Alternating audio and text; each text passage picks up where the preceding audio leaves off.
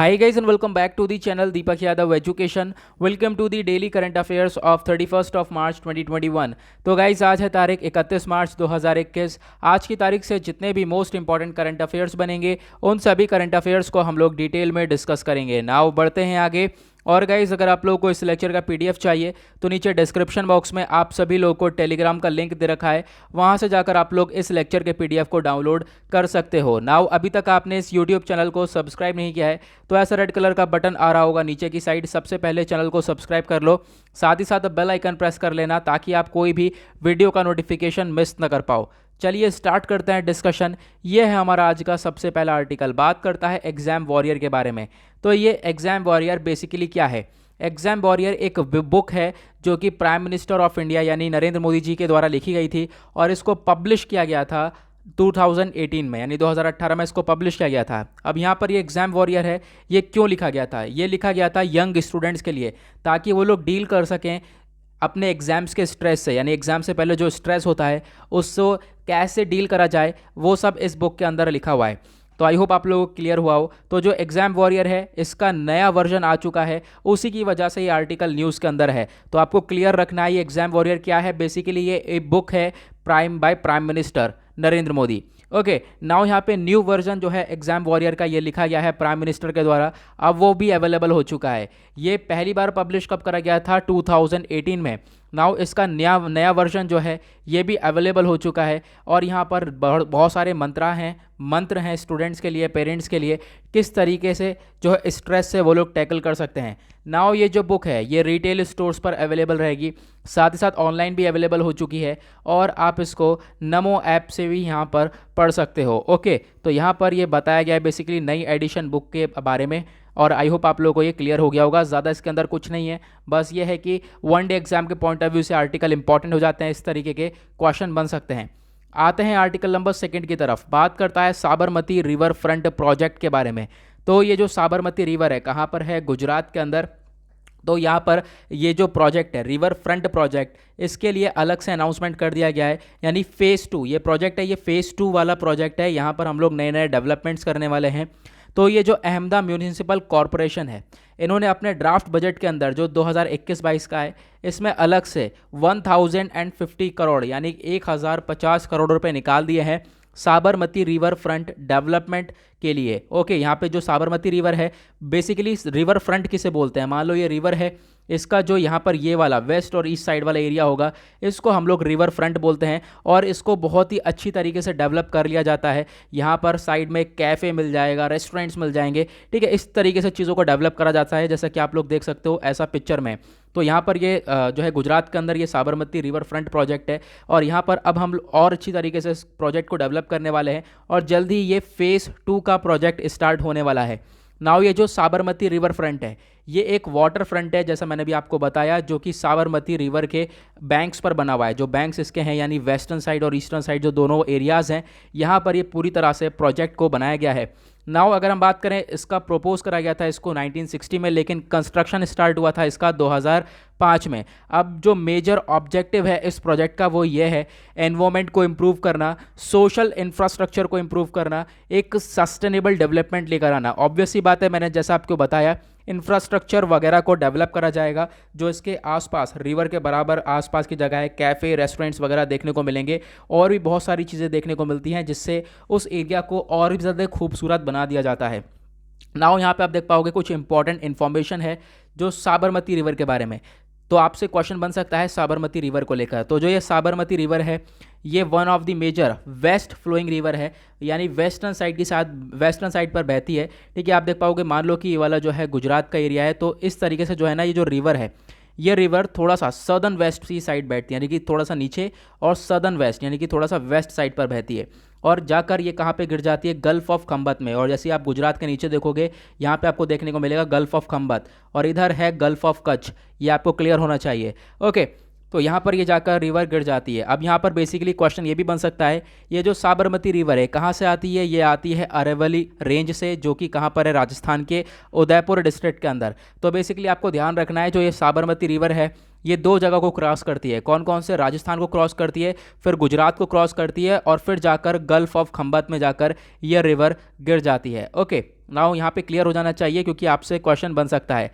आते हैं article number 3 की तरफ। यहाँ पर बात करी गई है इंटरनेशनल रेंजर अवार्ड के बारे में।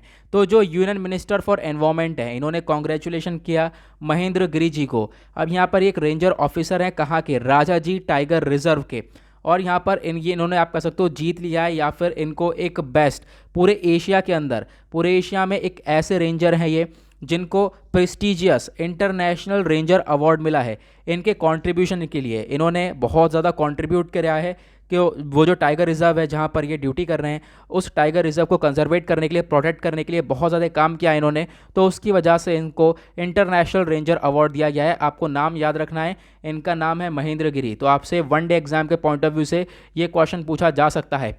नाउ ये जो अवार्ड है इसको अनाउंस करा गया था, आप कह सकते हो 10 प्रोफेशनल्स के लिए, यानी पूरे दुनिया में 10 प्रोफेशनल्स के लिए यहाँ पर इसको अनाउंस करा गया। और आप देख पाओगे ये किसके द्वारा अनाउंस करा गया है, international union for conservation of nature के द्वारा और world commission on protected areas के द्वारा, इनके द्वारा मिलकर अनाउंसमेंट करा गया। ये दोनों कोलैबोरेट करके इन्होंने अनाउंसमेंट किया है। आई होप आप लोगों को ये क्लियर हो गया होगा। आपको सिर्फ यहाँ पर इनका नाम याद रखना है, वन डे एग्जाम के पॉइंट ऑफ व्यू से इंपॉर्टेंट है, मैं आपसे सेकेंड बार कह रहा हूँ ये। नाउ आगे बढ़ते हैं नेक्स्ट आर्टिकल की तरफ। यहाँ पर बात करी गई है इंडिया और बांग्लादेश को लेकर। तो अभी हाल ही में आप लोग को मालूम होगा हमारे प्राइम मिनिस्टर 2 दिन के विजिट पर गए थे बांग्लादेश में, और वहाँ पर जाकर इन्होंने 5 MOU को, यानी मेमोरेंडम ऑफ अंडरस्टैंडिंग को साइन कर लिया है। आप देख पाओगे इंडिया बांग्लादेश इंक 5 MOUs। तो इंडिया बांग्लादेश ने साइन कर लिए हैं 5 मेमोरेंडम ऑफ अंडरस्टैंडिंग। कौन सी फील्ड में, व्यापार में, IT सेक्टर हो गए, और साथ ही साथ जो स्पोर्ट्स फैसिलिटीज़ हो गए, उन सभी चीज़ों में। और आप देख पाओगे 2 दिन की विजिट पर थे ये, मैंने जैसे अभी आपको बताया 27 मार्च को यहाँ पर ये विजिट पर थे, और 2 दिन यहाँ पर रहकर आए हैं वहाँ पर, कहाँ पर, बांग्लादेश में। आप यहाँ पे देख पाओगे कुछ इंपॉर्टेंट अनाउंसमेंट भी करे गए हैं इस समिट के बाद। वो क्या क्या अनाउंसमेंट है आप देख पाओगे।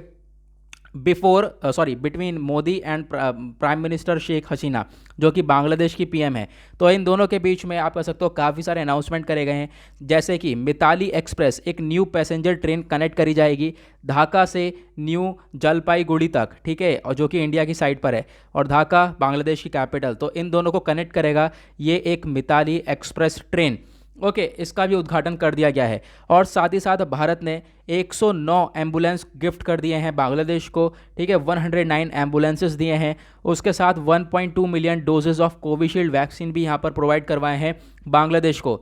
और इंडिया ने एक सिल्वर कॉइन भी रिलीज़ किया है जो कि रेस्पेक्ट पे करेगा, जो कि 50 साल के रिलेशनशिप को, यानी और यहाँ पर अभी हम लोग, आपको मालूम होगा बांग्लादेश ने अपने 50वीं इंडिपेंडेंस डे सेलिब्रेट किया है। तो इन्हीं 50 साल की आप कह सकते हो रिलेशनशिप को भी मेंटेन करते हुए यहाँ पर भारत ने एक सिल्वर कॉइन रिलीज़ करा है।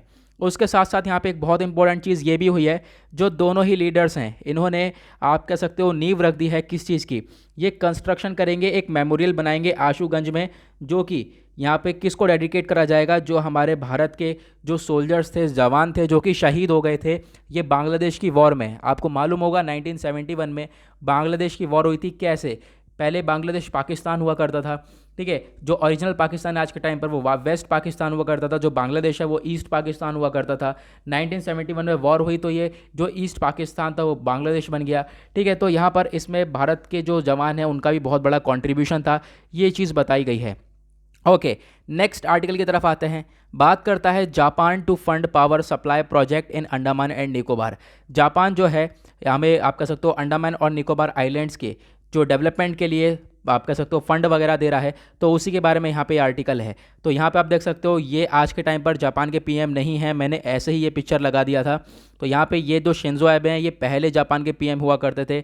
नाउ आज के टाइम पर जापान के PM है योशिहिदे सुगा। आई होप आप लोगों को ये क्लियर हुआ होगा। नाउ आप देख पाओगे ये जो ऑफिशियल डेवलपमेंट असिस्टेंस प्रोजेक्ट है, ये अंडमान निकोबार के लिए जापान ने प्रोवाइड करवा दिया, एक ग्रांट दी है। ग्रांट मतलब ये हमें पैसा वापस नहीं देना है जापान को।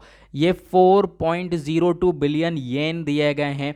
अगर हम इसे इंडियन करेंसी में कन्वर्ट करें तो यह है 265 करोड़। यहाँ पर इतना फंड प्रोवाइड करवाया गया है ताकि जो अंडमान निकोबार आइलैंड्स हैं वहाँ पर पावर सप्लाई को अच्छी तरीके से इम्प्रूव करा जा सके। इंडो पैसिफिक वाले रीजन के ऊपर भी यहाँ पे अच्छी तरीके से हम काम कर सकें। साथ ही साथ जो ये ग्रांट है इसका ये भी इस्तेमाल होगा, जो 15 MWH की बैटरीज हैं उनको प्रोक्योर करा जाएगा, और बहुत सारे पावर सिस्टम स्टेबलाइजर्स हो गए, ठीक है, ताकि जो हमारे आज के टाइम पर सोलर पावर का ज़्यादातर जनरेट करी जाती है साउथ अंडमान में, तो उसका एक बहुत अच्छी तरीके से बेटर यूटिलाइजेशन हो पाए। ओके, तो उसी के लिए यहाँ पर पैसा प्रोवाइड करवाएं, जिससे कि हम लोग बैटरीज वगैरह खरीद पाएंगे, प्रोक्योर कर पाएंगे, ठीक है, और स्टेबलाइजर सिस्टम वगैरह को भी हम लोग खरीद पाएंगे, ताकि हम अच्छी तरीके से सोलर पावर को जनरेट कर सकें ना। उसके बाद नेक्स्ट आर्टिकल बात करता है सुंदरबंस के बारे में। ये न्यूज़ के अंदर क्यों है, तो अभी आप लोगों को मालूम है वेस्ट बंगाल के अंदर इलेक्शंस चल रहे हैं, तो उसको देखते हुए जो सुंदरबंस हैं उसमें जो है पार्टी, जो पॉलिटिकल पार्टीज़ हैं अलग अलग, वो अपना दावा कर रही हैं कि जो भी पॉलिटिकल पार्टी आएगी वो डेवलपमेंट करेगी। ओके, क्योंकि सुंदरबन में आप कह सकते हो बहुत ही तगड़ा साइक्लोन अम्फान आया था 2020 में, जिसकी वजह से बहुत ज़्यादा डिस्ट्रैक्ट हो चुका था, वो तबाही मच चुकी थी वहाँ पर। आप देख पाओगे ये इंडिया है, ये बांग्लादेश हो गया, और ये वाले रीजन में ये है सुंदरबंस, ठीक है, तो आपको ये क्लियर रखना है, ये सुंदरबन डेल्टा है। नाउ यहाँ पे आप देख पाओगे ये एक vast contagious mangrove forest ecosystem है। कहाँ पर है, बे ऑफ बंगाल में। मैंने अभी आप लोग को दिखा दिया कौन सा रीजन है, और आपको ध्यान रखना है ये वर्ल्ड का लार्जेस्ट डेल्टा है, जिसमें गंगा, ब्रह्मपुत्रा, मेघना रिवर मिलकर जो है इसको वर्ल्ड का लार्जेस्ट डेल्टा बना देती है, और वर्ल्ड का लार्जेस्ट मैंग्रोव फॉरेस्ट भी है। मैंग्रोव फॉरेस्ट यहाँ पर आप देख पाओगे, यानी कि जो दलदल वाले फॉरेस्ट होते हैं, दलदल कीचड़ जहाँ पे देखने को मिलती है ज़्यादातर, तो उस टाइप के यहाँ पर ये जंगल होते हैं। और यहाँ पर आप कह सकते हो सुंदरबन, यहाँ पर इसका नाम कैसे पड़ा, क्योंकि ये सुंदरी ट्री हुआ करती थी, सुंदरी ट्री की वजह से यहाँ पर इसका नाम पड़ा है, ठीक है। अब यहाँ पर सुंदरी ट्री की वजह से यहाँ पे अभी भी है, तो यहाँ पर उसकी वजह से नाम पड़ गया है सुंदरबंस। नाउ यहाँ पे आप लोग देख पाओगे, बेसिकली आपको सिर्फ इतना ध्यान रखना है, सुंदरी ट्री की वजह से इस जो है ये जो सुंदरबन का नाम पड़ा है। ओके, नाउ यहाँ पे और क्या चीज़ें हैं, जो सुंदरबन नेशनल पार्क है इसको एस्टेब्लिश कर दिया गया था 1984 में।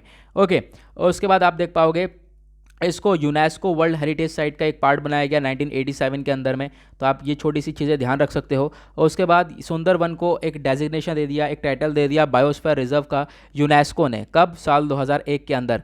नाउ जो सुंदरबन वेटलैंड है, तो इंडिया आप कह सकते हो रिकग्नाइज करता है वेटलैंड ऑफ इंटरनेशनल इंपॉर्टेंस, यानी जो रामसर कन्वेंशन है, रामसर कन्वेंशन के अंदर सारे वेटलैंड्स आते हैं, ठीक है। अब इसके अंदर सुंदरबन का वेटलैंड भी डिक्लेयर कर दिया गया था रामसर कन्वेंशन के अंदर, ठीक है, जनवरी 2019 के अंदर। ओके, नाउ ये जो सुंदरबन नेशनल पार्क है जाना जाता है क्योंकि यहाँ पर अलग अलग टाइप की आप कह सकते हो पेड़ पौधे मिलते हैं, ठीक है, और साथ ही साथ आप कह सकते हो एनिमल्स बहुत अलग अलग टाइप के मिलते हैं, जैसे कि 260 बर्ड स्पीशीज़ हैं यहाँ पर, 260 अलग अलग आप कह सकते हो चिड़ियों की प्रजाति देखने को मिलती हैं। उसके साथ साथ यहाँ पर बहुत सारी थ्रेटेंड स्पीशीज़ हैं, यानी जो आज के टाइम पर ख़त्म हो रही हैं, खतरे में हैं, जैसे कि एस्टुएरियन हो गया, क्रोकोडाइल हो गया, रॉयल बंगाल टाइगर, और water monitor lizard, Gangetic dolphin, olive Ridley turtles, ये सारे जानवर जो हैं इस सुंदरबन डेल्टा में देखने को मिलते हैं। तो आई होप आप लोग को ये क्लियर हो गया। ओके, सुंदरबन डेल्टा आप कह सकते हो एक ऐसा मैंग्रोव फॉरेस्ट है जहाँ पर सिर्फ और सिर्फ इकलौता ऐसा फॉरेस्ट है जहाँ पर टाइगर्स देखने को मिलते हैं। ये चीज़ आपसे पूछी जा सकती है, आपको इसके बारे में ध्यान रखना है, ठीक है। सुंदरबन के जो मैंग्रोव फॉरेस्ट हैं इकलौते ऐसे हैं जहाँ पर टाइगर्स देखने को मिलते हैं। नाउ यहाँ पर करते हैं हम लोग अपने एनालिसिस को ख़त्म। आई होप आप लोगों को सारी चीज़ें क्लियर हो गई होंगी। ज़्यादा इंपॉर्टेंट आर्टिकल्स नहीं थे, 3-4 ज़्यादा इंपॉर्टेंट थे, और 1-2 जो है वनडे एग्जाम के पॉइंट ऑफ व्यू से इंपॉर्टेंट है, और बहुत सारे और भी आर्टिकल्स थे लेकिन वो बहुत ही ज़्यादा फालतू थे, तो हमारा टाइम भी वेस्ट होता। तो यहाँ पर मैं कोशिश करूँगा कल से थोड़ा सा और डिटेल वीडियो लेकर आया करूँ, ठीक है, क्योंकि यहाँ पर जो है आज के टाइम पर ना थोड़ा सा शेड्यूल जो है वो बहुत बिजी रहता है। अभी वीडियो रिकॉर्ड करते काफ़ी ज़्यादा लेट हो जाता है, तो अभी यहाँ पर आप देख पाओगे आवाज़ भी कैसी आ रही है। तो यहाँ पर अभी बज रहे हैं 1 सेकेंड, अभी यहाँ पर बज रहे हैं 1:30, ठीक है, रात में 1:30 बज रहे हैं, तो ये वीडियो रिकॉर्ड हो रही है, फिर उसके बाद सुबह अपलोड होगी। अभी मुझे फिर द हिंदू न्यूज़पेपर भी, उसका भी पीपीटीज़ वगैरह रेडी करनी है, ठीक है। तो अभी मैं कल से कोशिश करूँगा थोड़ा सा शेड्यूल को मेंटेन करने की, ठीक है। तो यहाँ पर कोशिश करेंगे कल से थोड़ा सा वीडियो को और लंबा बनाएं, ठीक है, और ज़्यादा करंट अफेयर को इसके अंदर डालने की कोशिश मेरी रहेगी, ठीक है। और भी मैं कुछ नई नई चीज़ें सोच रहा हूँ करंट अफेयर के लिए, क्योंकि इस वीडियो को मैं और ज़्यादा आप कह सकते हो इसमें और ज़्यादा इफेक्टिव बनाना चाहता हूँ। इसके अंदर और भी ज़्यादा करंट अफेयर जैसे कि स्पोर्ट्स वगैरह, अवार्ड्स, ऑनर्स, बुक्स वगैरह कोई भी आती है, मैं सारे करंट अफेयर इसके अंदर कन्वर्ट करना, मतलब इसमें अपलोड करना चाहता हूँ डेली बेसिस पे, ठीक है। कोई भी इंटरनेशनल डेज हो गए, ये सब हम लोग यहाँ पर इसके अंदर कवर करने वाले हैं। तो जल्दी ये वीडियो और भी ज़्यादा बेटर, और भी ज़्यादा बेहतर देखने को मिलने वाला है। ओके, तो आप ये जो करंट अफेयर का वीडियो है और द हिंदू का वीडियो है, इसको आप आराम से देख लेना, आपका सारा करंट अफेयर हो जाएगा कवर, कोई टेंशन की ज़रूरत ही नहीं होगी। ओके, तो आई होप गाइज आप लोग को सारी चीज़ें क्लियर हो गई होंगी। नाउ मिलेंगे आप लोग से नेक्स्ट वीडियो में। आज के लिए bye bye, have a nice day.